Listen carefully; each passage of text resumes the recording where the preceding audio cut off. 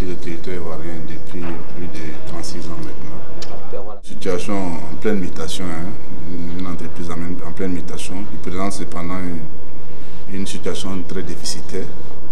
Voilà, quand je prenais déjà, elle avait accumulé plusieurs déficits depuis 10 ans dans ses résultats de fin d'année. Ce qui fait qu'elle a dégagé des fonds propres négatifs qui inquiètent beaucoup plus d'un.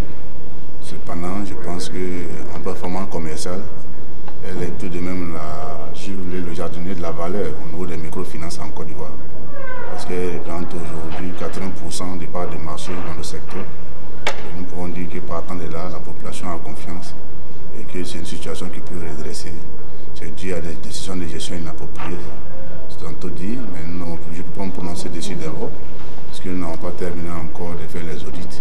Cependant, ce que je peux affirmer, c'est que c'est une situation que nous pouvons redresser très rapidement. Tu n'es pas obligé de faire du mobile. Voilà. Alors, cela fait donc 6 mois que vous êtes à la tête de cette structure. Que doit-on retenir de vos 6 mois de gestion? Bon, ce que vous devez retenir dans nos 6 mois de gestion, c'est qu'en 6 mois, ma première mission était de faire en sorte qu'ils puissent donc faire une régularisation rapide des recommandations qui avaient été arrêtées par la mission conjointe de la BCAO et de la tutelle. Il y avait des recommandations qui ont été relevées, des manquements graves de gestion. Il s'agissait pour moi donc de transformer toutes ces recommandations en feuille de route, donner à mes collaborateurs et de chercher à les corriger. Ce que nous avons essayé de faire d'abord pendant ces 6 mois. Mais mieux, j'ai commandité une mission de full audit qui me permettait donc d'avoir une situation réelle de l'entreprise et qui me permettait donc de proposer un plan stratégique de redressement. Ce que nous avons fait, et ce plan stratégique de redressement, nous avons soumis à la tutelle pour montrer que nous avons la capacité donc, de pouvoir redresser la situation. Alors, quels sont donc les grands axes de ce plan stratégique de redressement? Il y a 3 grands axes. D'abord, il y a l'amélioration de la structure financière, il y a l'amélioration de la productivité, et puis il y a l'amélioration de la rentabilité. Voilà, ce sont ces 3 axes donc, qui se déclinent en 11 objectifs spécifiques. Nous pensons qu'en déployant les 11 objectifs spécifiques, nous pouvons redresser cette structure-là dans les 3 années qui viennent. Alors, au nombre de ces grands axes, dans ces objectifs figure certainement la mission du service public assignée à votre structure. Qu'en est-il exactement, cette mission du service public? Bon, d'abord, il faut dire que l'INACOPEC, sa mission première, c'est d'aider les populations dites vulnérables. Donc ça, c'est sa mission première. Donc elle a une vocation un peu sociale, puisque même tout ce qu'elle conçoit doit faire en sorte que ce produit puisse être accessible à une population et à moindre coût. Donc partant de là, donc, toute notre mission s'adresse à un marché à grand public. Parce que nous, on va avoir une population qui n'a pas accès aux banques traditionnelles. Donc, et en allant vers cette population qui n'a pas accès aux banques traditionnelles, donc, nous avons une mission qui est d'ordre public. Aujourd'hui, quand on prenait aujourd'hui le PNB au niveau national, le taux de pénétration plutôt bancaire au niveau national, et il est dit qu'on tourne à 14% au niveau de l'ensemble. Mais quand on prenait les banques au niveau de la Côte d'Ivoire, elles tournent à 7-8%. Donc vous voyez déjà que la part du secteur des microfinances dedans. Et cette part-là, il n'a coupé qu'à 80% dedans. Donc je pense qu'il n'a coupé qu'un véritable moyen de développement qui puisse permettre donc à l'État, non seulement de collecter les fonds qui sont thésaurisés, mais de les injecter dans le circuit monétaire. Mais parallèlement à ça, l'INACOPEC permet donc à des personnes qui n'ont pas accès au crédit de bénéficier de ces crédits-là. Et des personnes vraiment qui ont la difficulté des garanties et d'épargne. Est-ce qu'il y a des secteurs particuliers identifiés par l'INACOPEC pour y injecter des moyens ou des secteurs dans lesquels l'INACOPEC accorde des priorités en termes de financement? Non, tout le secteur informel intéresse l'INACOPEC. Tout le secteur informel, notamment l'artisanat, l'agriculture, les paysans, on travaille beaucoup avec le monde rural. Mais comme je vous ai dit tantôt, le secteur informel, ceux qui sont rejetés des structures financières. Mais mieux aussi, on aide beaucoup les personnes qui sont en début de création d'activité. Ça, c'est notre vocation. Une commerçante, une jeune femme, une déscolarisée qui a un projet peut venir vers l'INACOPEC et nous essayons donc d'encadrer la personne et de faire en sorte qu'elle puisse avoir la maîtrise de son projet, avoir un fonds, et nous suivons la personne donc pour la rentabilité de son projet. Donc on s'adresse quand même à toutes les populations, mais on est vraiment orienté dans le secteur informel. D'abord, puis le secteur du marché des particuliers et des professionnels. C'est ce qui nous intéresse particulièrement. Parlons de fonds justement, Madame la Première Dame vient de vous confier une importante mission. Qu'en est-il exactement? Puisqu'il y a 700 millions que vous devez répartir au niveau des femmes.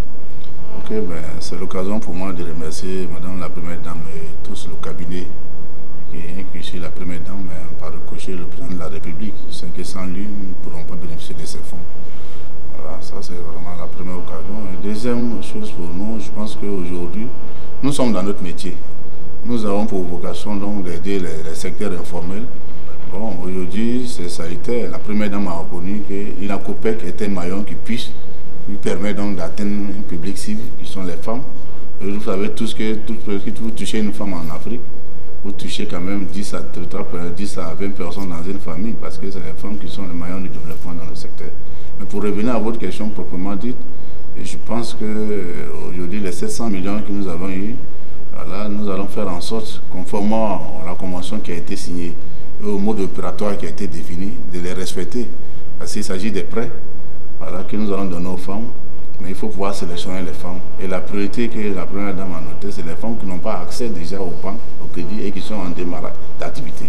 De telle sorte qu'elles puissent avoir une activité créatrice d'emploi et faire en sorte que les années à venir, toutes les femmes qui n'avaient pas accès à des crédits ou bien qui n'avaient pas accès donc à des activités lucratives puissent en avoir à travers ces fonds-là. Et donc c'est à ça que nous allons nous atteler. Donc ça, d'où il faut donner le crédit, mais il faut mettre un mécanisme pour pouvoir recouvrer ces crédits afin que d'autres femmes puissent en bénéficier. Alors, Monsieur le Directeur Général, à l'orée de l'année 2013, vous venez d'avoir cette grande rencontre à Yamoussoukro avec l'ensemble des responsables de COPEC de la Côte d'Ivoire. Dites-nous, dans quel cadre se situe cette rencontre? Oh, cette rencontre était une rencontre d'information. Vous savez, nous avons, comme je vous le disais tantôt, nous sommes venus, on vient de finir notre axe stratégique de développement. Donc, il avait lieu, et dans cet axe stratégique de développement, donc, il y a ce qu'on appelle l'organigramme que nous avons défini avec les profils postes qui nécessitaient un redéploiement des salariés.